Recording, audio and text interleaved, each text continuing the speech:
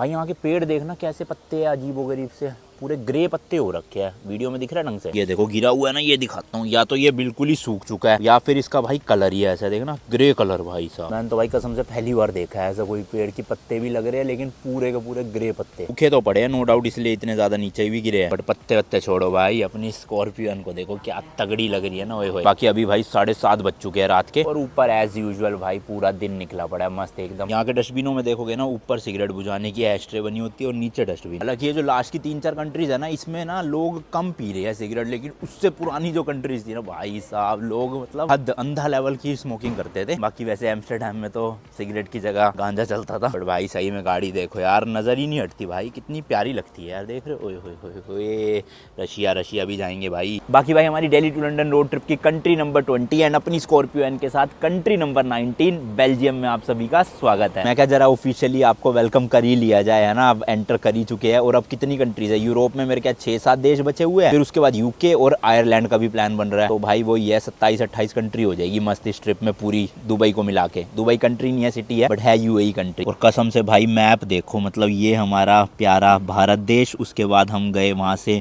Iran से Turkey, फिर ये पूरा यूरोप हमने कवर कर लिया नीचे वाला। एंड अभी फिलहाल हम आ चुके हैं भाई बेल्जियम। हालांकि बिल्कुल बॉर्डर ही पे ही है, सिटी तो आने वाली है अभी थोड़ी आगे। बट मेन चीज मैं ये दिखा रहा था कि कहाँ से हमने देखो यहाँ से जर्नी शुरू की थी और यहाँ पहुंच चुके हैं। बहुत जल्दी पूरा वर्ल्ड नापने वाला हूँ मैं इस गाड़ी से, मजा आएगा। अब यूके जो हमारी भाई मंजिल है फाइनल, वो ज्यादा दूर नहीं है। बल्ले बल्ले यार मजा आ जाएगा। मतलब वहाँ पहुंच के क्या प्राउड वाली फीलिंग होगी ना कि कर दिखाया भाई, इतने किलोमीटर चला के इतनी कंट्रीज कवर करके फाइनली लंदन यूके पहुंच गए। बताओ, हम चाहे तो वैसे बेल्जियम से सीधा फ्रांस वाले ये कैलिसपोर्ट जा सकते हैं और कैलिसपोर्ट से एंट्री ले सकते हैं यूके में, बट हम ये नहीं करेंगे। अभी हमें बेल्जियम के बाद लग्जमबर्ग जाना है, उसके बाद नीचे स्विट्जरलैंड जाना है, लिंचस्टीन जाना है, फिर नीचे इटली भी जाना है, फिर इटली से हम एंटर करेंगे फ्रांस में। तो अभी बची है भाई, जल्दबाजी कोई नहीं है। यूरोप का वीजा 11 अगस्त तक है हमारे पास, तो ये कंट्रीज कवर हो सकती है आराम से। फिर आराम से एंटर करेंगे यूके में, मजेदार बल्ले बल्ले हुए। लंदन में जाके जो ब्रिज है ना भाई, वहाँ पे ऐसे ही फोटो खिंचवाऊंगा गाड़ी के साथ, इस वाले पोज में। भाई विक्ट्री पोज होता है ये, देखो तो विक्ट्री तो हुई है ना, इतनी दूर आ गए इंडिया से लंदन, वो भी गाड़ी चला के भाई, वो है सबसे बड़ी बात। चलो जी चलो, ये बचा कुचा रास्ता जो है नाप देते हैं। और एक चीज बताना यार, देखो अभी मैं स्टार्ट करूंगा ना, यहाँ पे आएगा ये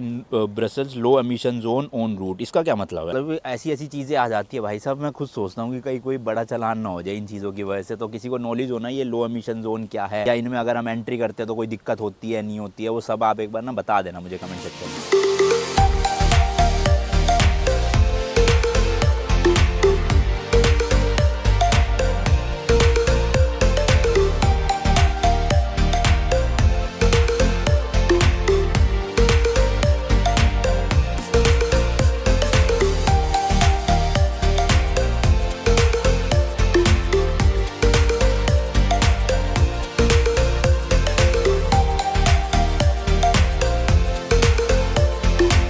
भाई अपनी स्कॉर्पियो एन के लिए एक चैलेंज आ चुका है। यहाँ पे 43 किलोमीटर बचा हुआ है सिटी सेंटर आने में, और गाड़ी की रेंज भी एग्जैक्ट 43 किलोमीटर की ही बची हुई है। हमने वहाँ डीजल डलवाया नहीं क्योंकि महंगा था। तो क्या लगता है आपको भाई, एग्जैक्ट कट टू कट पहुँच पाएगी सिटी तक की हम डीजल भरवा सके? तो आज टेस्ट करते हैं भाई। वैसे तो मैं एवरेज मेंटेन कर रहा हूँ, 10.2 की आ गई है, सुबह 9.3 की थी, तो होपफुली पहुँच तो जानी चाहिए। बाकी जुड़े रहो, पता चलेगा कि इसका जो मीटर है वो एग्जैक्ट बताता है या नहीं बताता है। देखो यहाँ 42 बच गए हैं, ये 115 से ऊपर जाते ही ओवर स्पीड दिखाने लग जाता है। यहाँ 41 बचा है। ज्यादातर गाड़ियों में ना 120 पे होती है स्पीड लिमिट सेट की, वो 2222 वाली घंटी, और ये ओवर स्पीड दिखाता है 120 के ऊपर। इस गाड़ी में भाई 115 पे ही है, बताओ। यहाँ पे अब 120-30 की तो एवरेज स्पीड है, अब 130 पे नहीं चलाएंगे तो भाई फिर क्या फायदा है ऐसे हाईवे पे, है ना।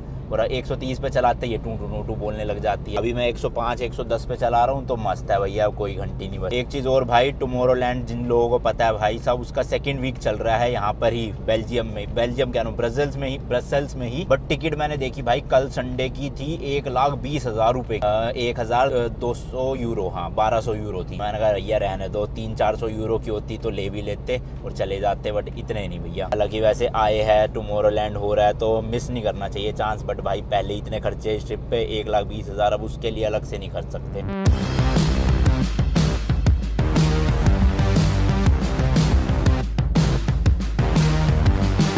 लग रहा है भैया गाड़ी धोखा देगी। इसमें दिखा रहा है 17 किलोमीटर की रेंज और अभी बचा है टोटल 24 किलोमीटर। हालांकि मैंने क्रूज़ पे ही सेट कर रखा है 110 की स्पीड पे। होपफुली पहुंचा दे भाई, फिंगर्स क्रॉस। वैसे तो पूरी रेंज जब खत्म भी हो जाती है ना, ऐसे डैश सा आ जाता है, मतलब 0 किलोमीटर बचे है। उसके बाद भी 20-25 किलोमीटर चल जाती है, जो रिजर्व में थोड़ा सा डीजल पड़ा होता है। बट हम उसको डैश नहीं कर रहे हैं, हम मीटर को देख रहे हैं, क्या ये मीटर के अकॉर्डिंग हमें पहुंचा पाएगा।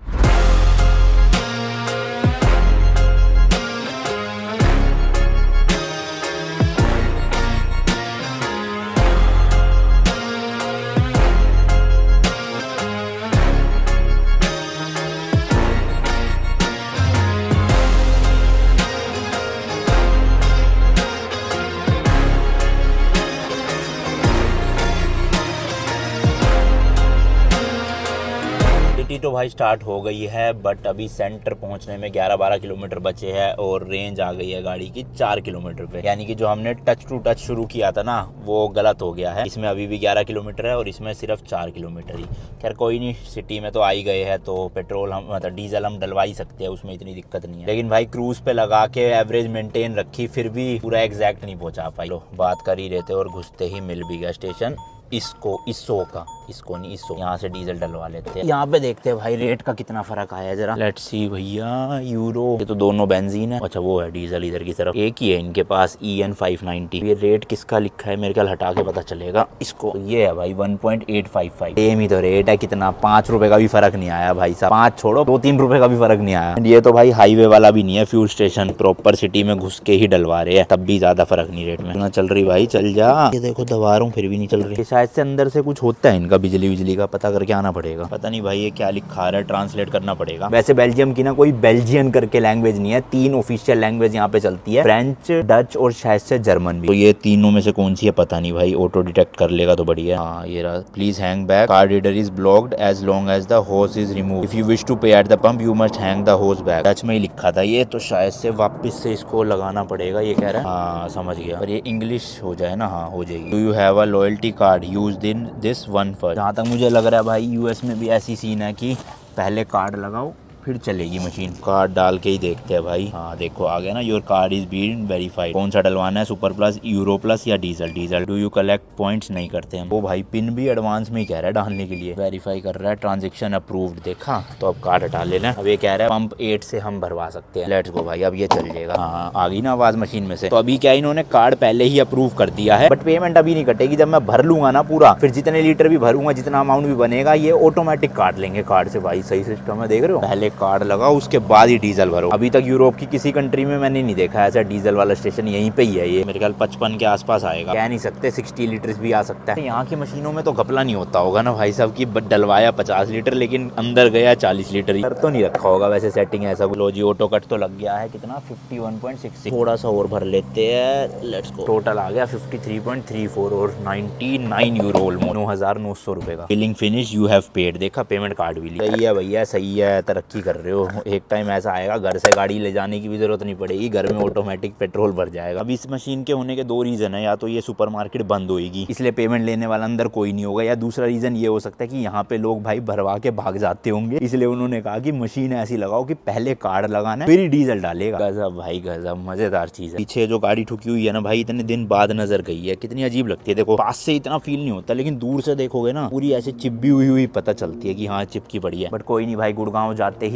मैं नहीं, मतलब जैसी गाड़ी आ जाएगी मुंबई से गाड़ी ड्राइव करके जाएंगे गुड़गांव, जाते ही भाई इसकी डिक्की चेंज करवानी है, साफ सुथरा बनाना है गाड़ी को। बाकी वैसे गाड़ी में एड ब्लू की भी जरूरत है, मतलब कि अपना वही जो DF वाला लिक्विड होता है, तो ये भी देख लेते हैं भाई कितने रुपए का क्या सीन है यहाँ पे। 0.96 यूरो पर लीटर, यानी कि 100 रुपए लीटर है लगभग। ये कंफर्म नहीं है भाई कि ये वाला हम डाल सकते हैं नहीं, क्योंकि अपनी गाड़ी में 28% रह गया सिर्फ। मेरे ख्याल से तो डाल लेना चाहिए। यहीं फ्यूल स्टेशन पे भाई इलेक्ट्रिक चार्जर भी लगे हुए हैं, वो भी 150 किलोवाट वाला। इसका प्राइस क्या है वो नहीं पता चलेगा, शायद से भरवाने के बाद ही स्लिप निकलती होगी, या हो सकता है ये फ्री हो भाई। ऐसा लग नहीं रहा यूरोप जैसे देश में कुछ फ्री मिल सकता है। यहाँ पानी के भी भाई 500-600 रुपए ले लेते हैं, बट यहाँ पे कहीं पे भी है नहीं। अरे हाँ ये रही ना, देखो मशीन है भाई, पर इंग्लिश में है नहीं है। हाइपर चार्जर है वो भी, वही है। पहले इसमें भी कार्ड वार्ड लगाना पड़ेगा तभी चालू होगी। कह रहा था ना भाई फ्री में कुछ नहीं है, पैसा लेंगे। और बेल्जियम में भाई चोरियाँ बहुत होती है, मतलब जेब कतरे बहुत है, तो काफी लोगों ने कहा है कि संभल के रहना थोड़ा सा, और गाड़ी में भी सामान मत रखना कुछ भी, वरना चुरा के ले जाते हैं। तो आज सारे बैग वैग जो है वो होटल रूम में ही ले जाऊंगा भाई, वरना तो मैं छोड़ भी देता था गाड़ी में, कोई चिंता नहीं होती थी। बाकी चलो सिटी सेंटर चलते हैं और होटल ढूंढते हैं। अपने इंडिया में जैसे डीजल या पेट्रोल के प्राइस जो है वो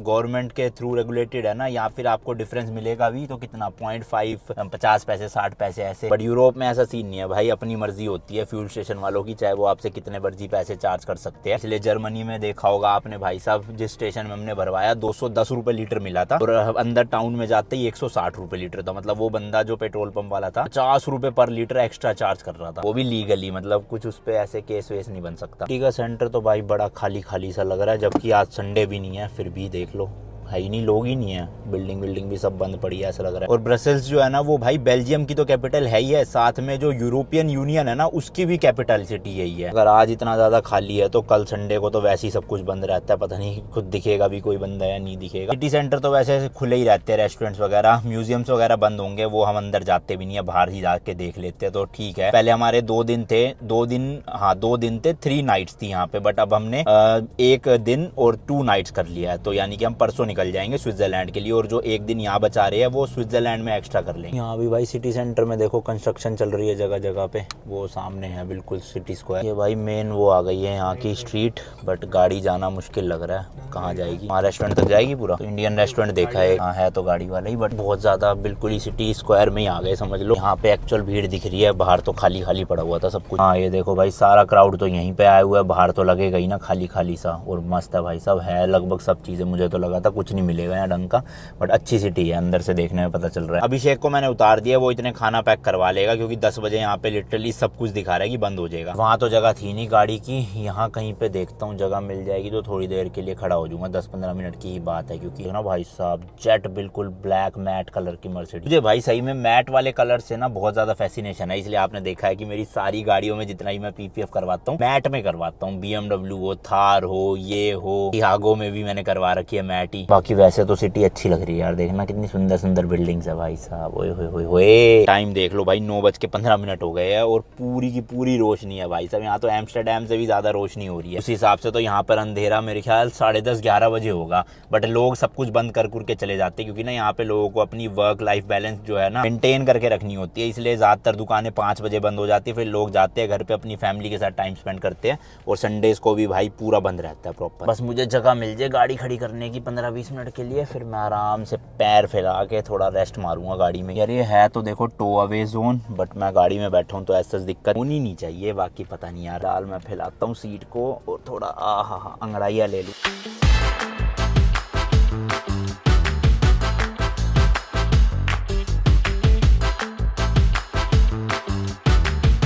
चलो जी, अभिषेक का फोन आ गया कि खाना रेडी है, पैक हो चुका है, तो उसको जाके उठाते हैं भाई।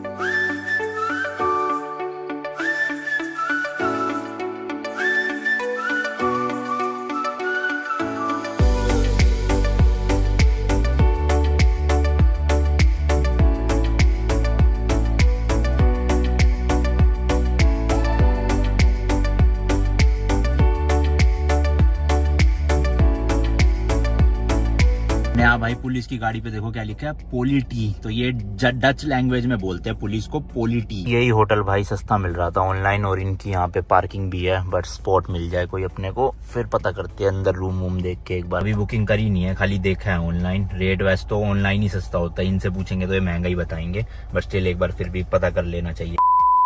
वाले होटल वाले तो बड़े चालू निकले। अभिषेक अंदर प्राइस पूछने का, कहते हैं 150 यूरो 1 दिन का, तो अभिषेक कहता है ऑनलाइन तो सस्ता, कह रहा ऑनलाइन बुक कर दो। हम जैसे ऑनलाइन बुक करने लगे भाई उन्होंने सोल्ड आउट कर दिया booking.com। इसलिए भाई अब इस वाले होटल में आए हैं, यहाँ पे पार्किंग है नहीं, तो वही बेसमेंट वाली पार्किंग पेड ढूंढनी पड़ेगी। 24,000 का मिल रहा है ये होटल 2 नाइट का, बताओ 12,000 रुपये पर नाइट खाली होटल के, और वही 2,500-3,000 रुपए 1 दिन की पार्किंग के। यार बहुत खर्चा हो रहा है सही में। पार्किंग भी मिल गई, बट ये भाई डंडा सा लगा रखा है और ये अटक रहा है अपनी स्कॉर्पियन की छत पे, तो अभी अभिषेक को बुलाया, वो आएगा डंडे को थोड़ा सा ऊपर करेगा फिर गाड़ी नीचे जाएगी। चलो जी आ गया अभिषेक, बस ये पिलर ऊपर करेगा और फिर गड्डी जो है निकल जाएगी। इधर आओ तुम, इधर आओ। चलो जी चलो, फाइनली घुस गई है यहाँ पे गाड़ी। अब आगे ना हो कोई और डंडा। अबे यार इसकी भी हाइट मुझे तो कम लग रही है, शायद से इसमें ना भिड़ जाए, कहीं नहीं जाएगी मेरे हिसाब तो, नहीं जा पाएगी भाई, मना कर रहे हैं कह रहे एग्जिट ले लो पीछे से ही, अब दूसरी पार्किंग ढूंढनी पड़ेगी कोई। ये पार्किंग मिल जाती ना तो मस्त हो जाता भाई।